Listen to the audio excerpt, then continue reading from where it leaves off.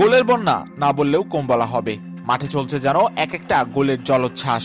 এক ম্যাচে 15 গোল আর এক ম্যাচে 23 গোল। এসবই হচ্ছে নারী ফুটবল লিগে। একই দিনে 5টি ম্যাচ, সেটাও আবার ফ্লাড লাইট নষ্ট হয়ে যাওয়া মাঠে। গত 19 ডিসেম্বর থেকে শুরু হওয়া বাংলাদেশের নারী ফুটবল লিগে যদি হয় এই অবস্থা, তাহলে প্রশ্ন উঠতেই পারে, Gold's Gym across 30 plus countries. With over 700 plus locations worldwide, train anywhere, belong everywhere. উন্নতি আসলে কোন পথে? বাংলাদেশ নারী ফুটবল লিগ শুরু হয়েছে এমন এক বাস্তবতায় যেখানে খেলোয়াড় রেজিস্ট্রেশন শেষ হতে না হতে দলগুলোকে নামতে হয়েছে ম্যাচ খেলতে। প্রস্তুতির সুযোগ নেই, অনুশীলনের সময় নেই। আবার এদিকে অনেক ক্লাব থেকে ফিফার কানেক্ট পদ্ধতি বুঝতেই সময় চলে গেছে।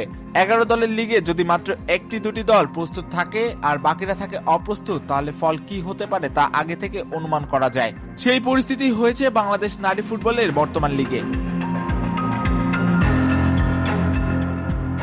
বাংলাদেশের আবহাওয়ার বর্তমান পরিস্থিতি, মাঠের পরিবেশের বেহাল দশা, সবকিছু মিলিয়ে এক প্রকার মজার খরাক হচ্ছে মাঠের ফুটবল। চোখের সামনে একটি দল যখন 15 থেকে 23টি গোল হজম করে, তখন গ্যালারিতে বসে থাকা দর্শকরা ফুটবল নয় বরং পরিকল্পনা নিয়ে হাসাহাসি করেন। প্রচন্ড ঠান্ডা উপেক্ষা করে গুটি কয়েক দর্শক যারা মাঠে আসেন, তাদের কাছেও এই লিগ যেন কৌতুকের খোরাক। সর্বশেষ 13 বছরে বাংলাদেশের নারী ফুটবল লিগ হয়েছে মাত্র 6 বার।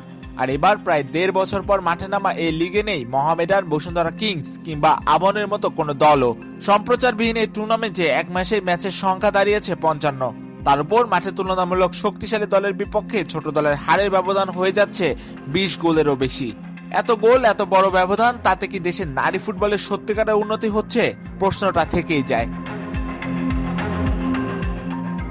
বাংলাদেশের নারীদের আলোচিত ক্লাব নাসরিন স্পোর্টস একাডেমি, শেষ ম্যাচেও তারা পুলিশ ফুটবল ক্লাবের বিপক্ষে 15 গোলের হার দেখেছে।